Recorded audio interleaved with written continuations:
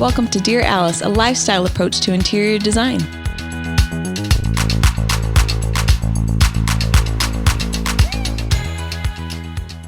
Hello, everyone. Welcome to Dear Alice. We are going to be doing an episode today on the beloved Ralph Lauren. Ralph Lauren, guys. Yes. Standing ovation. I think he's all of our favorites. I think there's like a root of Ralph Lauren, I think, in everything that we all do, because his rules and his principles and what he's built is just, it's so foundational. It is so foundational. So foundational. It is American design. When we think about design. it. I will say it's timeless, which is really fun because he can like tackle any style, demographic, anything, and all of them are timeless because they're all true and authentic. And that is what Ralph Lauren is. Yes. Probably the most iconic, like, I feel like everybody knows that name. Yeah. You know what I mean? It's also a verb, Yeah. right? Very Ralph. Yeah, it's Very a fashion Ralph. Yep. house. It's a lifestyle. It's like it's the idyllic American dream. Mm-hmm. And somebody said this, that he's built his entire empire that anyone can enter the fantasy and live the American dream. You know, Mm-hmm. wherever it is, whatever style you are, whether it be Southwestern, whether it be cowboy, whether it be Jamaican or Manhattan, or he does so many styles of both fashion and home that you can really try this on for yourself, whatever, if it's a beach or it's the country or if it's the city or whatever. Mm-hmm. Yeah, it's for everybody. And we all love it. We all love it. So good. So this actually was, this came in from a listener question, a listener topic. Mm-hmm. But first, I want to know from you guys, what is the first piece of Ralph Lauren that you ever bought? How old were you? Do you remember? Do you have an early memory? I remember. go I for mean, it. You go want me to go first. first? Yeah. Do you guys remember when I told you, like, when I was 12, when I started skateboarding, my mom would like make me wear certain clothes to school, and then I would take other ones in my backpack and change near the bus stop behind some trees. That so much. So some of those clothes were Polo by Ralph Lauren. I'd go to JCPenney. Well, my mom make me wear the polos. One thing I would do, so I had a navy blue polo with the Red? yeah, Polo. yeah, the Red pony. Yep, red pony polo dude on it. And I don't know why, but I've always loved the combination of black and blue together. And I had this long sleeve blue shirt, so I would put that underneath my polo, and I thought that was cool because it felt like skateboarder to me. Street Street version. Exactly. So Yeah. I was just like a little, little skateboarder mixed with like Ralph, and I thought that was cool. And you would leave the house in your blue polo, Yep. and then you would slip your black polo, Yep. and then you'd slip your blue long sleeve shirt under. Yeah, I would have like slacks, and then I would put like my jeans that I could wear on the, with like holes and stuff, and they're a little bit baggier back then. Yeah. Lee pipes. I don't know if you remember those. No, okay, yeah, No. late '90s jean. And How old are you? 12. 12. Yeah. Wow, And, that's amazing. I thought it was cool that like You know what? I think Ralph would approve of Totally. you taking this in and making the layers your own, because he's all about that. Yeah, and I thought it was cool at the time. I didn't really understand, but like the juxtaposition of like, Yes. I'm like wearing a polo, but like with this like skater, like long sleeve skater shirt underneath it, and I felt that's what felt like me at the time, and I was able to kind of pull 12-year-old Corey. Yeah. Yeah. And that's one of the first times I remember really like feeling like I was expressing myself, if that makes sense. And looking back on it now, I just thought it was cool that I was like, the shirt that I turned something that I didn't love, but I kind of like made it my own, and I was like proud of that at the time. Yeah. Yeah. That's so cool. Yeah. Naomi Campbell, there's this like iconic look that she has. They're showing it. The documentary, several of you have seen it. If not, you have to watch it. It's called Very Ralph. It's on HBO. And I just watched it last night for fun, just getting juiced up for this episode. And there's this moment where Naomi Campbell is in this really slinky, beautiful silver, almost fishnetty dress. And it just clings to her 6 foot tall figure and just drapes so beautifully. And then he added a military jacket to this slinky, gorgeous gown. And it was always the juxtaposition because he wouldn't want it to be too high. He'd always add something low. And that juxtaposition is like a total Ralph move. So I love that you were doing that when you were 12. Sue, what's your earliest memory of something Ralph? I will say I had 3 older brothers, like quite a bit older than me. So like they were always like, they worked at the Gap or they worked at the mall. And so like polos were a big deal like in their wardrobe. So I always remember like trying to like sneak one of their polos like and like put it on, you know, me and then like go to junior high or whatever when they weren't looking. So that, but I will say that my first memory, this was like before like Pinterest, Instagram, all those things, right? When we were growing up. And I worked one of my first jobs when I was 15 or 16. I worked for a guy in our neighborhood and he bought and sold used Levi's. And like from Japan and all those things. And so, and like there was always, and it was like kind of in this ghetto part of Provo. And I would walk there after school. I'd park myself and I'd work there every day. And I got really good at like, you can identify vintage Levi's by like, you turn the inseam. And if there's a red stripe happening on, that's when you know it's like, like a certain year that like that those are creative. And that's what you were always looking for as you bought and sold them. Right. And so I just remember like, we always had like magazines like Vogue and I loved magazines. So I just like collect them. And I remember seeing like ads and things. And then even if I couldn't afford to buy polo, I remember being inspired by the look of like the denim on denim. And like, you know, I was in the world of denim.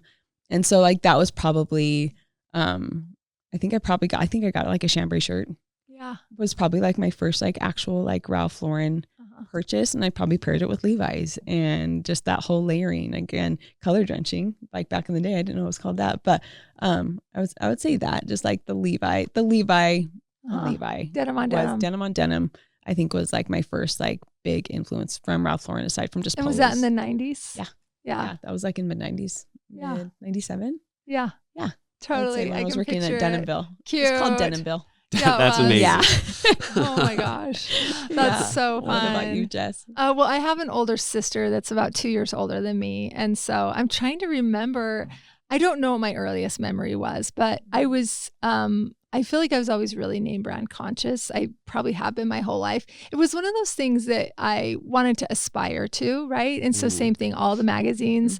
I would go to the pharmacy and I would charge magazines, sorry mom, to her account. And because back then you could go downtown in our tiny town, Richfield, Utah, and you could put things on your tab.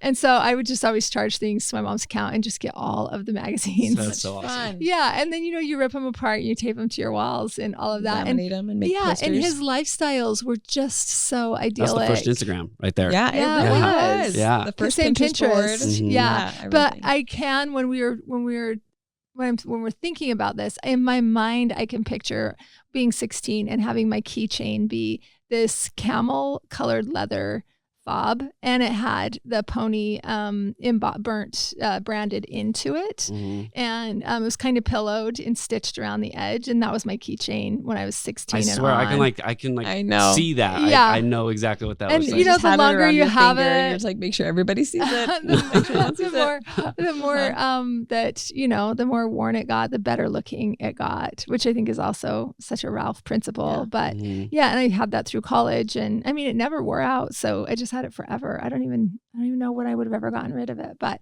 it was like this real staple piece that I always had.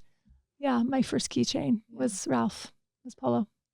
I love that. Yeah, so fun. Doesn't Ralph Lauren kind of like feel like, I don't ever like first remember here. I feel like I was born knowing that, and it was kind of like Walt Disney. He's always been there. You know, it's like as iconic as.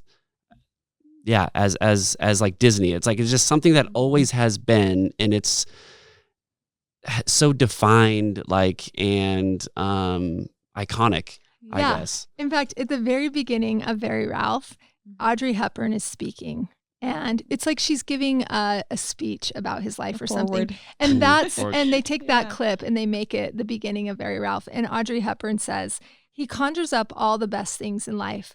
Everything we care about in America, the values, things that last, misty mornings, gardens, the best things in life. His name has become a verb.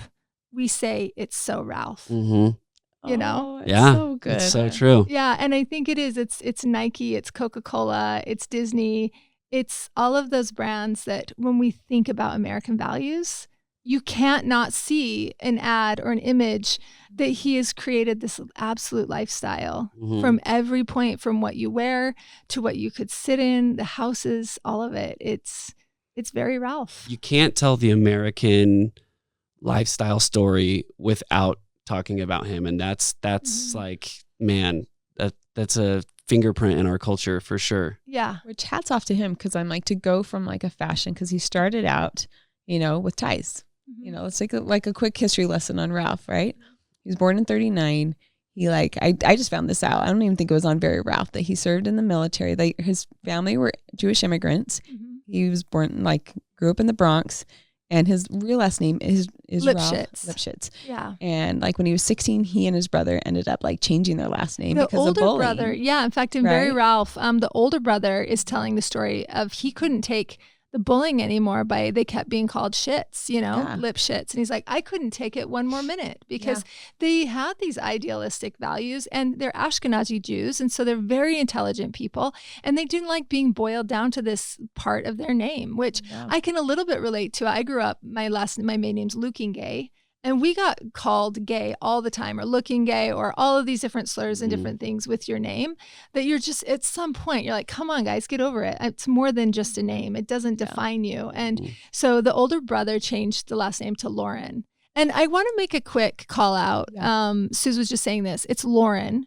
So many people say Ralph Lauren, but it's Lauren. Lauren. Yeah. I think we should all just get it right if we're going to do it, right? Yep. Yeah. So, so the brother chose the name Lauren. No family ties, no anything. Just, they just didn't want to be Lipschitz anymore. And the parents were okay with it, the grandparents and everything. Which is amazing. Which is interesting, because as Jewish people, since my husband, he's raised Jewish, tradition is really important. So it's amazing that the family was okay with this. Yeah. So changed their last name. And then from 62 to 64 he served? 62 to 64 he served in the Army. When he was discharged, he started working for Brooks Brothers, which I thought was really fun, because when we think about Brooks Brothers, you can totally see just again, speaking of our stories and how they tell our story, I'm like, of course that's where he worked. And then he went from there to another famous tie company, and then another famous tie company where he convinced the president to help him launch his own line of ties, and then later released to Bloomingdale's, I think in 1967. Yeah, he brought his ties. He brought his ties to Bloomingdale's, and they have the president of Bloomingdale's on there remembering him bringing those ties to him. So wild. And he said, "Okay, we'll take your ties, but you need to narrow them," because Ralph wanted a fatter tie. He wanted 4 inches for it to flare out to 4. And he's like, if you narrow those back into 3 inches, take your brand name off, put Bloomingdale's on the back, then we'll take him. And he said no. And he had this unwavering vision of what it should be. And he could have had that sale. And later on, they went back to him and said, okay, let's sell the ties. Yeah. So it's amazing. Ricky, his wife, was talking about how gutsy that was for him to be willing to walk away. Here he's manufactured all these ties. He needs to sell them. That's a really hard thing to do, right? When you give up a piece of your vision for a little bit of success, I think you're just damaging yourself in the long run. Though he doesn't become Ralph Lauren with with doing that. Yep. You know what I mean? Yeah. He becomes making white labeling ties for people. Yep. You know? Totally. Yeah. I love that he started with ties. And I was just going to say, like, to go to foray from ties to fashion, and then just like speaking to his lifestyle, and then to home in 1983 is when they launched Ralph Lauren Home. Like, that's, and to have it be such a success. And so because he was true to like his vision, like that's really hard. Think of a fashion house. There's very few that have transitioned like lifestyle. You have like Armani. You have like, I don't think of any others that have actually successfully have like a full lifestyle that you like. Fendi Casa. Banana Republic just launched Home. So it is interesting that that fashion will sometimes foray into lifestyle, right? But he did it so successfully. Like, I don't think you can think of like the fashion without thinking of the lifestyle and the setting that you would sit, what the room looks like. Yeah. You'd sit in those clothes in. Yeah. Like no other brand I can think like has done it as successfully as he has. And like, it's so emotional because like whether you are like in a city, you know, a cityscape, you're in New York, or you're in Jamaica, or you're in Denver or in the mountains, you know, in Vail, like, you know what Ralph Lauren looks like in all those places, which is just incredible that he's had like such a breadth, you know, of demographics, and that style, that very Ralph verb, like, can translate to anyone. It's really like, it's just like phenomenal. Like, I think he's like the most amazing brand study. And I'm just excited that we get to talk about it today. And the things that we've learned from Ralph, I think, in what we do, I think is what we really want to unpack today. So there's your history lesson. What else you got? No, I was going to say, as we're getting into it though, like Jess mentioned, this came from a listener of ours, Tessa Russell. Gave us this great topic suggestion. She asked how to create a layered look like Ralph Lauren. That got us thinking about him. Like, obviously he's iconic. We love him.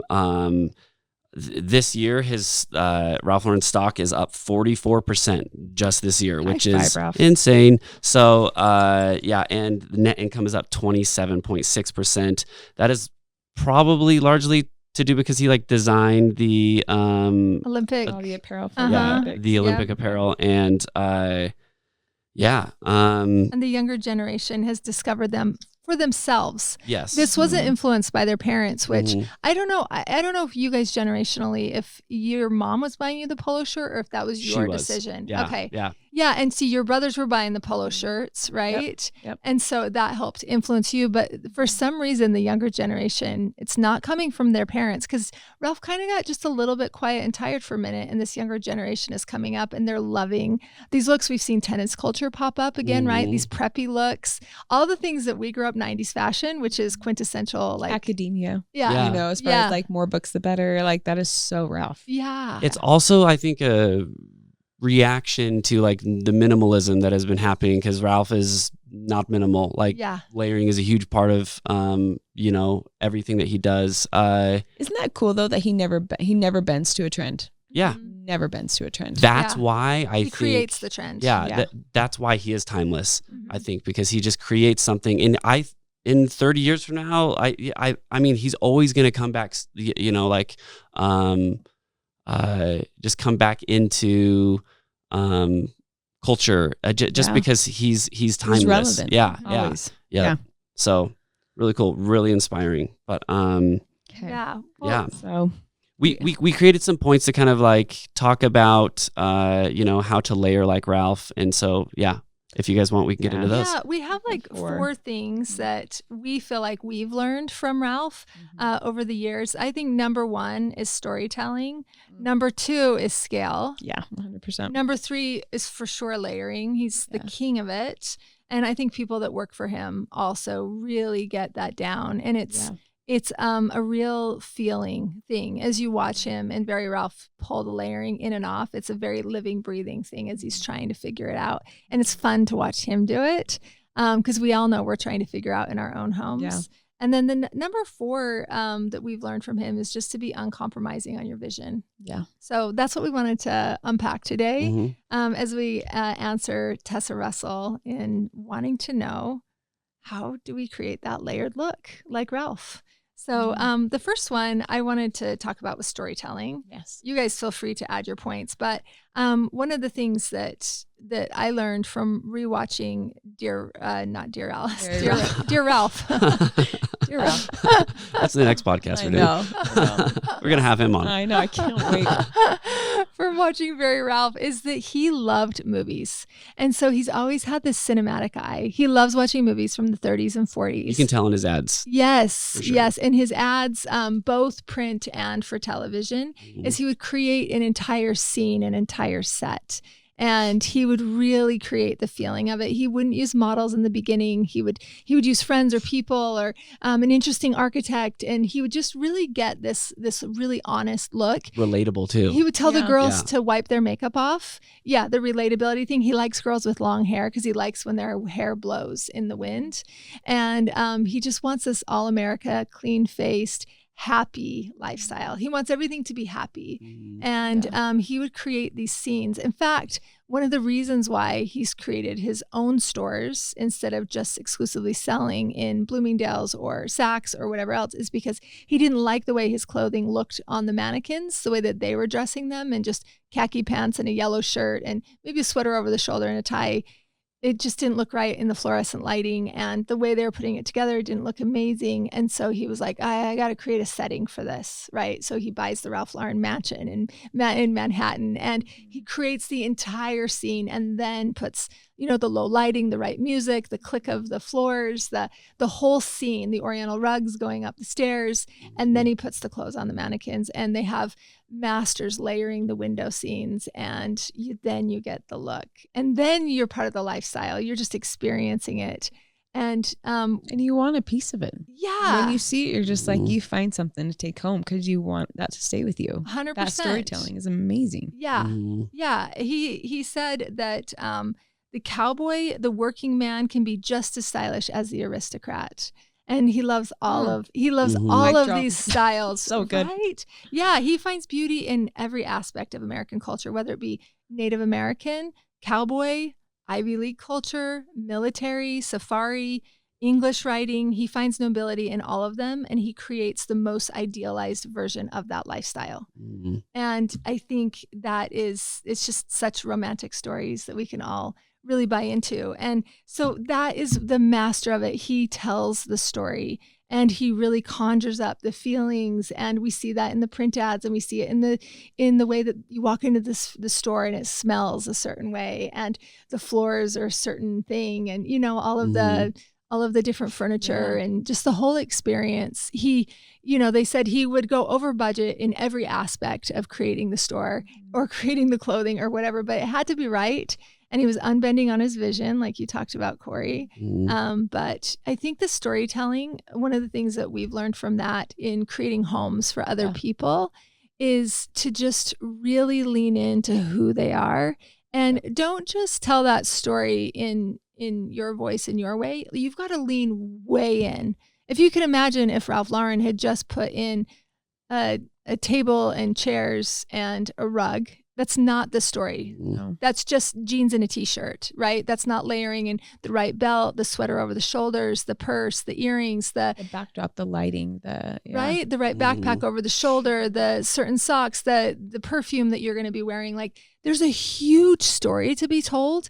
And I think as interior designers, if we can take a page out of that book and just really lean way into those family photos, those black and whites that are in the frame, the smell of the room, the soundtrack of the home, the authenticity. Yes, of every piece. There's in the fabrics, like really digging into the family culture. And I know I was talking to my mom over the holidays, and we were talking about her home that she built about 20 years ago. And she said, I grew up in Seattle, and I grew up going to these old schools. And so when I built my home, she would lean back to those big, beautiful old schools, the newel posts and right, the types of wood, the fireplace mantle that's like taller than I am at her house.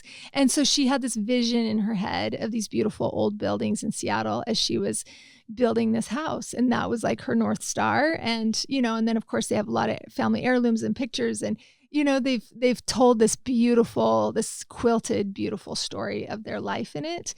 And I think the more that we do that, then we can do that for people and lean all the way in. Like, think about Ralph and the storytelling. That is what makes us great. And I think that's one of the things that I've definitely learned from Ralph Lauren. Definitely. We just barely finished a presentation just actually right before we hopped into this, and we were showing some renderings of this home in Mexico, and she is very romantic and she has a feminine style. And so again, kind of think of like New York Ralph Lauren, but then we're presenting this media room, like where her husband like has a bar and things. So it has to relate to it. And we showed her the rendering. She's like, I know what that smells like. Exactly. Look at it, like even just like a picture of that storytelling. She's like, I know where that smells. Well, I know what that smells like. And another thing she said that I thought was so fun, especially leading up to this podcast, is that she's like in my home, I just want to like that I can be a romantic girl. I can be a pretty girl. I can be a sexy girl. I can be like all these different things, but it's still my home. And like the environment will tell that story. And it's a total movie set for how to reflect yourself. And he's just like brilliant at it. You know, wherever you're at, again, we mentioned it, his storytelling for Cowboy, you know, his storytelling for New York, his storytelling, just wherever you're at in your interiors journey, really take a page from his book on that. Like who are you? And like, how are you reflecting who you are into your space? And how can you lean a little bit deeper into it? And if it's authentic and it's not trendy, then it will be timeless, like Ralph. Do you know what I mean? That's the storytelling that you should be craving as you're building this backdrop for your family. Yeah. He says, know who you are and what you want to say. Yeah. Right? You have to really know who you are when you're building a home or you're going about doing a remodel. Making any purchasing decision. Because otherwise you can get lost in the sauce. Totally. Because the decisions you're making are expensive. The timing has to be right, or you have to choose something that's in stock. And you're like, if I choose something that's in stock, it means everybody else is choosing in that. And that's why you stock it. Yep. Right? Yeah. And so you're almost like, I want what's in stock because I want to tell my story. Give me the longest lead time. Yeah. Exactly. Though, right? Yeah. Or you see him like Ralph goes around, he wears that Walmart flannel and he loves it. Yeah. He loves it. And He because does. like if it's in good taste and it's something that he likes, then it's worth grabbing because it tells a story. So again, it's not about the highest price. It's not about what point. it costs. Yeah. It's just about what is your story and what does your heart say? Yeah. Tell your story. What does your heart say? But truly. Know who you are and what you want to say. And I think another fun thing is that he's aspirational, but he's always optimistic, his point of view. Do you know what I mean? You'd have to be to believe in this dream and just to be from the Bronx in New York. And right. He just absolutely believes in something, this bright light out there that he continues to chase and put forth in the most grand vision of their life possible. Yeah. Positivity comes from optimism. You know what I mean? Yeah. It doesn't come from pessimism. Like that's Yeah. I mean, that's just true in life in general, but that's awesome. And I think that, it tells, it gives a good insight to his storytelling and just how just thoughtful he is about it, and hard to do. There's definitely an art to it.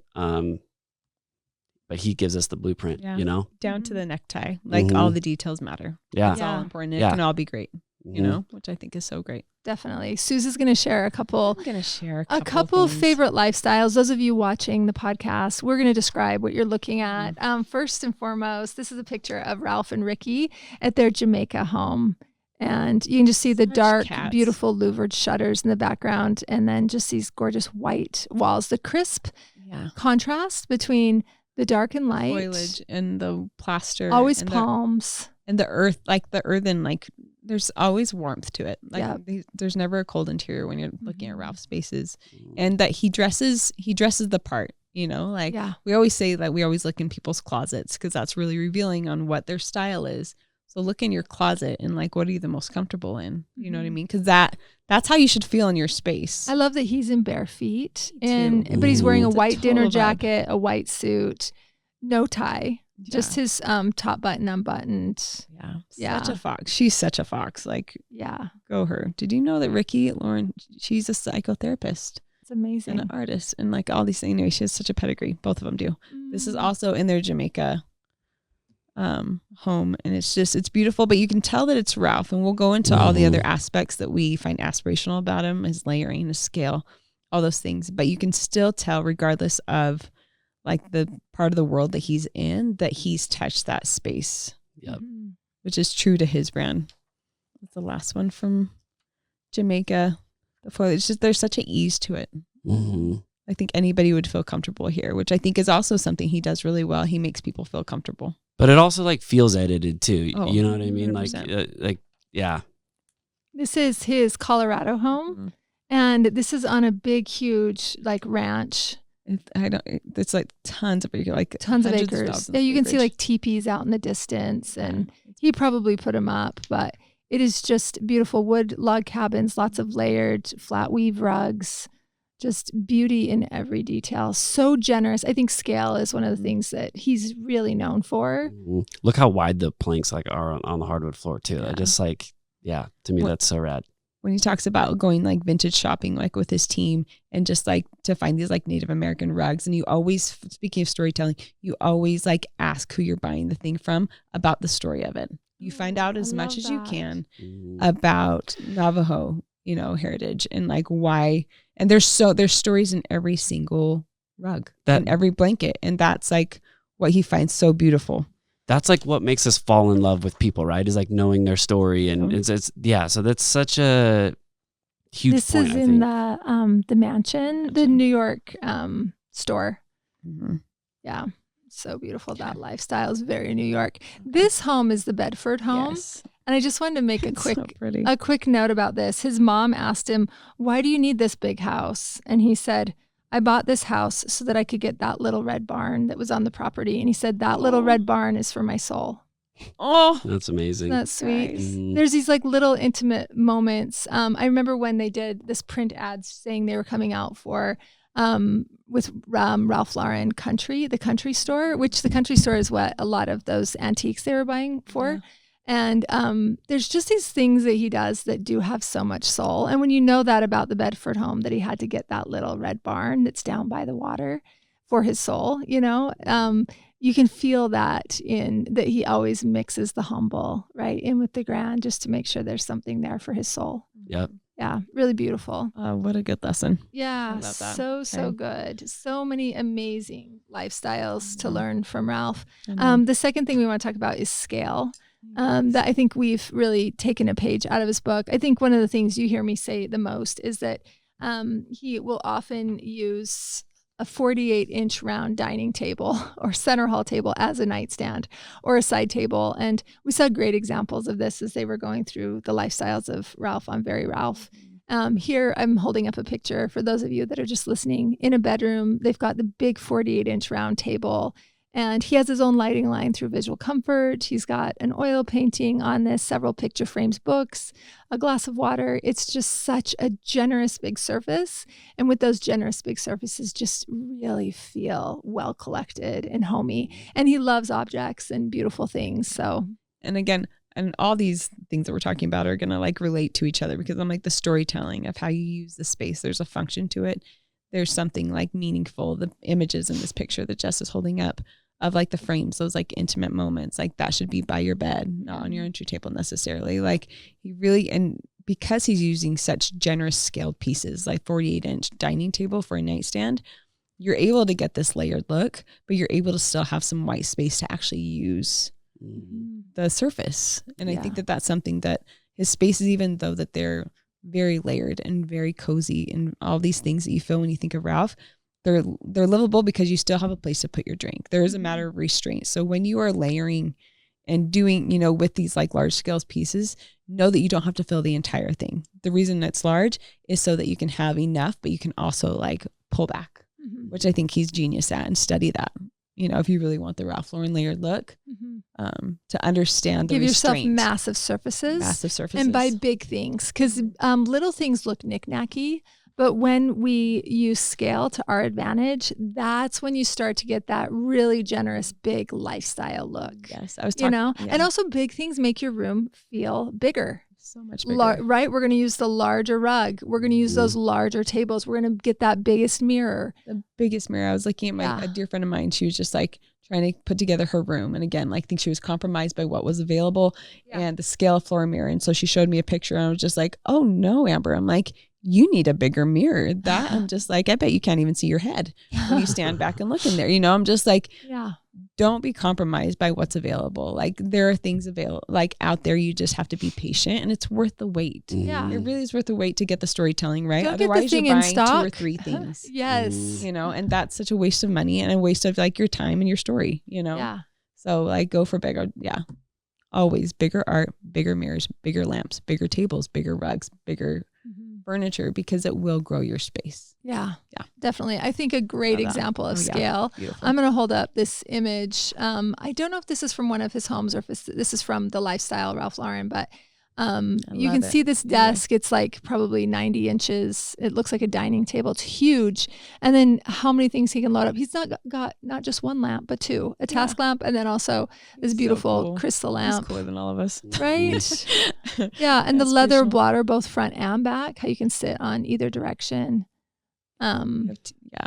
Massive, large coffee table books to be inspired by. You just have like everything there, but you still have blank space. I'll say too, like beautiful. The crystal blocks, these crystal risers. My love of crystal definitely comes from Ralph. We've got like so many crystal things. We've got crystal blocks and crystal slabs for us to layer jewelry or objects on. It's a really good styling tool. I probably haven't articulated that very well when we talk about the collection, but it just adds a little bit of what I always say, like wetness or transparency or glossiness to styling, because it can get so stuffed looking. And so here, one of Ralph Lauren's favorite things is cars. And you see that his collection kind of come to life in a lot of his work. And he kind of feels like he's playing the part in a movie when he gets in his car and he puts on the driving gloves, whatever part he's playing, right? That Phantom, what is that big, beautiful old, that sort of 1936 Mercedes or whatever it is. Oh, yeah. That one. Anyway, he loves chrome, he loves crystal, he loves leather, he loves wood. And this is just a really beautiful image from a space that they've done. I feel like you said like he loves movies. He's kind of just realized who he is as the main character, and has just brought us all into his movie, which is his life, which is so cool. And whether he's in Jamaica or Colorado or Manhattan, you know what I mean? And we're all just like watching the movie of Ralph. Yeah, they say it's performance art in which we can all participate. I love that. That's what he's doing. And his personal success, his social success, his cultural success, it's all self-made. And if you listen to the critics, if he listened to the critics, he would have had to quit. Isn't that interesting? I love that. Yeah, but he took the fantasies of what America could be, and he made worlds and narratives out of them over the last 60 years. That's so good. Yeah. It's like idealized America, whatever part of the pie that you live in, from country to city or whatever else. And that we get to all sort of participate in this great performance and this great narrative. There's such beauty in each one of them. I think that's also why he's like drawn so much attention. Extraordinary, is that just that little red barn, that he found his soul in, something humble. Just like there's something just like beautiful wherever you go, the people, the history, like he is just like taken that and embodied it. And you're just like, God, I love being American with like a Ralph, right? It makes you proud to be an American. And he makes you want to go there. Yeah. Like he makes you want to go like explore the mountains or wherever it is, or go to the city or go to his mansion or any of the thing. It's so transformative. It's amazing. So good. I think the other thing with scale that we've been able to participate in having is his lamps, his lighting fixtures. No one does it. Yeah. In our last store that we had downtown Salt Lake, we were one of them that got chosen to get to have Ralph Lauren lighting. I don't know how they decided in the lottery who gets it and who doesn't, but we had to create our own separate room for Ralph Lauren lighting, different than the Visual Comfort Gallery. And it had to be displayed on its own, in its own way, on its own pedestals. And I actually live with two of the early Ralph Lauren lamps, and they're huge. And I can't replace them because nobody else is making a 48-inch table lamp made in black alligator leather, and chrome. And he just does such an extraordinary job with his finishes and his scale. And it makes everything else around it amazing. I cannot say enough good about the lighting line. We really, really love it. I know. I have one of his floor lamp, the stage lights. I have it in Nolan's room because he's a thespian of a thing. Yeah. And it's just like, I just turn that on and it doesn't have a bright light at all, but it's just like a subtle glow. And one thing that I thought was interesting when I first started going to market with you and we learned about Ralph Lauren and how like usually when you go to market, it's usually like a 6-month span between when you see it and then when they launch the collection, it's available for everybody.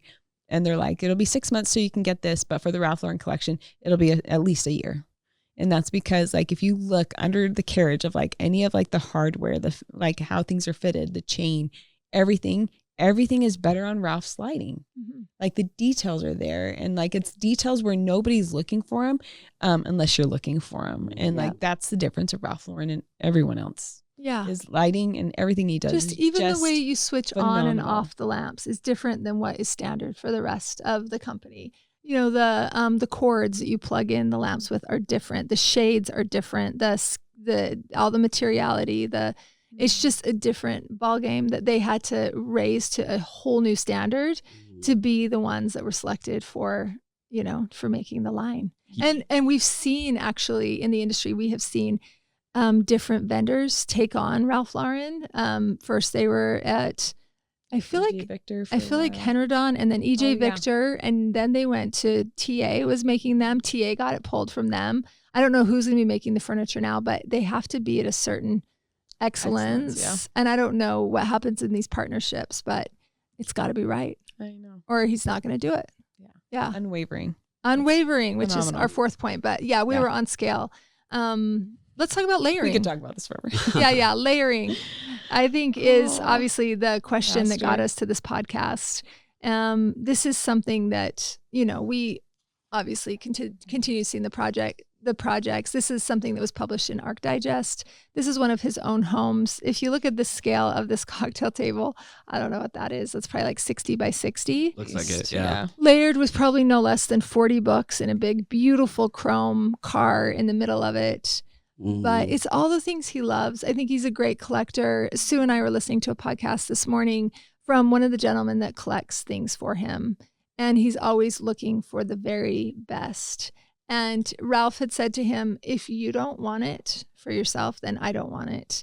And so having to go through and filter these things as he goes to swap meets, antique shows, the Rose Bowl, all these places for big blankets and rugs and denim and, you know, all of the things that they were selling at the double RL store.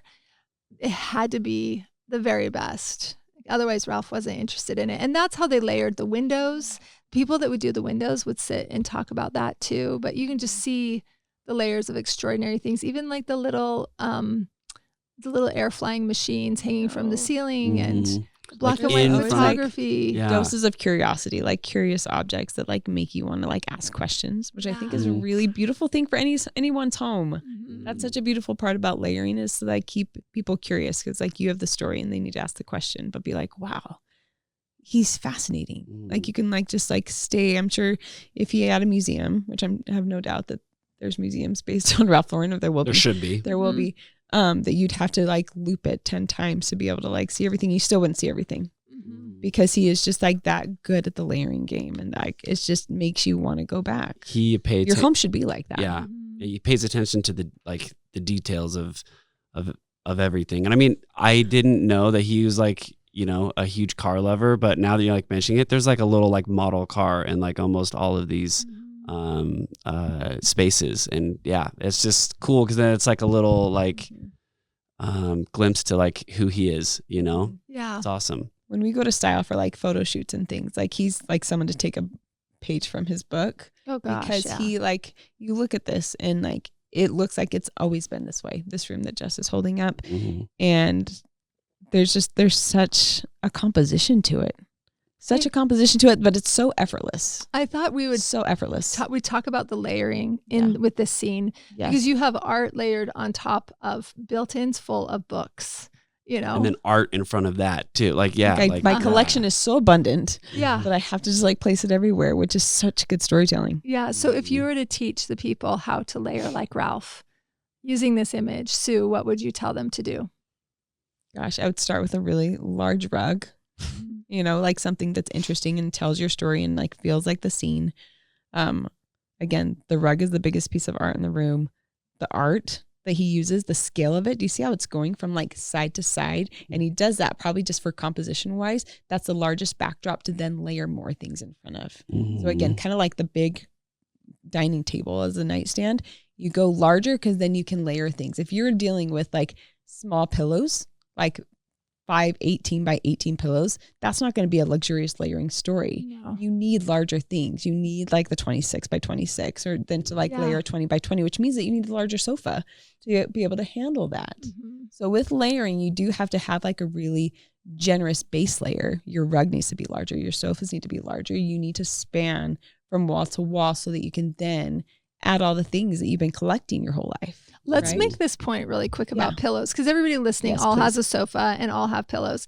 I remember wanting to get these layers right in the store. And we used to always refer to the store as like a design laboratory for us to be able to really figure out how to get these layers and how to work these things out in people's homes. And so we would often play around with this at night. And I remember taking Euro shams off of a bed and putting it on a sofa and being like, this was what Ralph would do. He would use a 26 by 26 inch pillow if the sofa depth is right. Today, I feel like a 24 inch pillow is just like that size. It's really all we have in the back. Sometimes we'll do a 22 to step down in front, but I'm not interested in a 20 inch pillow. No. Definitely not 19 or 18 inch at all, unless it's a round ball and it's made of, Sherpa fur or something like that. So yeah, I think that's one of the things as designers and design enthusiasts today that we can all learn from Ralph and the layers is let's make sure our pillows are the right scale and also make sure they're filled with down fills. Because when you sit down, you do not want to have to move that pillow. You want to sink into it and have it add to your comfort. It needs to be an authentic story and you need to really be able to live that way. Having to pull pillows off and put them on the floor isn't living with them. It's just decorating with them. Okay. One thing I've noticed from him, like going back to the dining table as a nightstand, or like, this art being hung on a bookshelf in front of books. It's like, it kind of seems that he's like flipping things on its head, like thinking outside of the box. And when I saw the photo of the dining table as a nightstand, it almost looks like we don't have a nightstand, like, oh hell, just like use the dining table. So it seems very like, there's something scrappy about it. Yeah. And it's something good. scrappy about it. So what would you guys say is like the best way to like kind of think outside the box and maybe like, because to me, like this is where the interest is right here. Like it's something that is uncommon, but like used in a very smart way. It's the Naomi Campbell gown. And then putting the military jacket on it, right? You're always going to mix in that low or that high or that unexpected element. And I think we should all like do this in 2025. We all need to rearrange our furniture, right?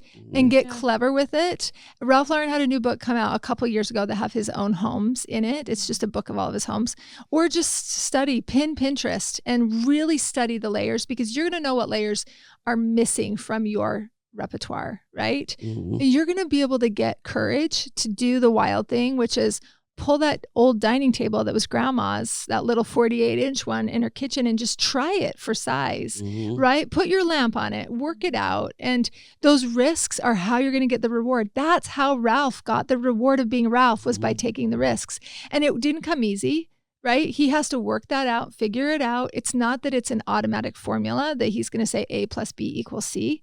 It's that he's doing the time, right? He's doing the design laboratory. You guys are all working on your own homes, like design laboratories. We read your notes. We know that you're trying to figure things out. And I think some of these own risks are just like rearrange some of the stuff in your house, figure it out, stare at his work, stare at why is that working? And it's a lot of times is the scale of things, right? The layer of things, being generous with it makes you look like you have a generous lifestyle. When you're buying teeny tiny tables and teeny tiny pillows and a rug that's too small, you're never going to get there. You got to use that rug that you bought and go put that in your entryway, right? Because that little 8x10 isn't serving you in your living room. That's going to be good for your entry if you want to go for it and look like Ralph. I think to take a page out of his like thrifting book. Do you know what I mean? Just like to go, I'm like, I grew up going to yard sales and estate sales with my mom. In the back when you were saying like, what was your first like thing of Ralph? Again, it was like being more inspired by it. But I loved going to estate sales, and I loved going to things because they had collections and they had things. I'm like, what is like interesting that I could like rescue from this? That like I'm drawn to for my own personal style that I could like reflect in a really beautiful layered way. That's a really good thing to look at, because if you look at any of his spaces, back to this one that Jess was asking about, how do we layer more like Ralph? Like the blanket's there for you to cuddle up right there. You know, that's how you get the layers. You put the blanket where you'd want to sit and you have a blanket. I think another thing that he does phenomenal that as far as in the school of layering is the amount of books that he uses. We saw it on that cocktail table. Yes. But they're just piled. And like, that's something that I think just naturally, we both have a lot of books. And so naturally they're just like piled everywhere. But my sister-in-law was at our home for a vacation, and she was just flipping through all my books. It made me so happy, because that's what they're there for, is to like open up and be inspired by. So find books and find more than you think that you need of anything that you're interested in, anything that your kids are interested in, anything that your husband or wife or whoever, your grandmother, like inherit those books, look through them, because there's treasures there, you know, and like those are the things, especially when you do get them previously owned, and like there's history to it, there's a smell to it, there's a story to it, and there's usually like writing in the margins, and like that is stuff that you can't just like create. And that's the magic of Ralph. Is the old with the new, the expensive with the less expensive, and the storytelling. The storytelling is just money. It's so good. And it's why you feel something when you look there and you want to be in those spaces. If I were to boil down the layers of Ralph, I would say the books, original art, whether it be leaning or hung, you need it both. Lots of lamplight, right? Pattern on pattern, right? We're seeing that in the which pillows. Is not easy, so study it. Yeah, definitely. That low light, and always big Oriental rugs, really great rugs. Leather. There's usually always leather in the room too. But it's artisan, like Oriental, Native American, whatever it is, like an artist and a storyteller created that thing. That everything is art in his spaces. Yeah, totally. Fantastic. Our last point we want to make is just to be uncompromising in your vision, and to just really know who you are and what you want to say. You know, like they said, whatever language it is that you want to speak about your experience, like my mom growing up in Seattle and loving these old schoolhouses, right? We can all picture different lifestyles and which of Ralph's lives that we would want to live, you know, and just like lean way into that. But to your point about being so unapologetic, because then otherwise Ralph wouldn't have been Ralph. He would have just been white labeling for somebody else. And so if you're designing for somebody else in their home, you've got to lean way in to understand their life, to be able to really tell that story in a big way and being unapologetic about it. Don't be phoning that in, right? Yeah. I think those things really matter.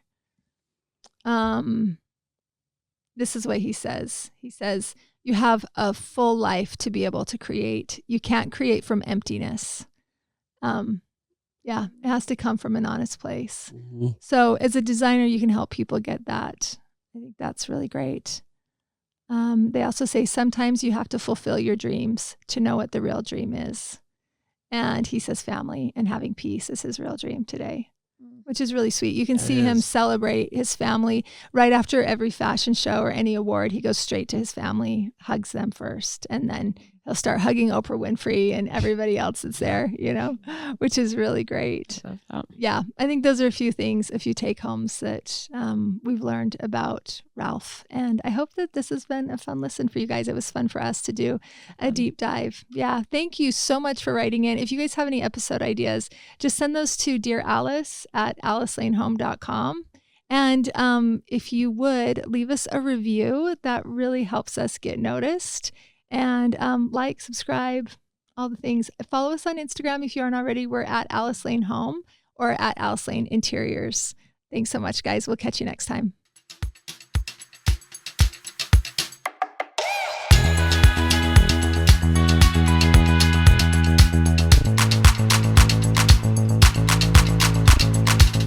Hey, thanks for listening. If you like our show, please leave a 5-star rating.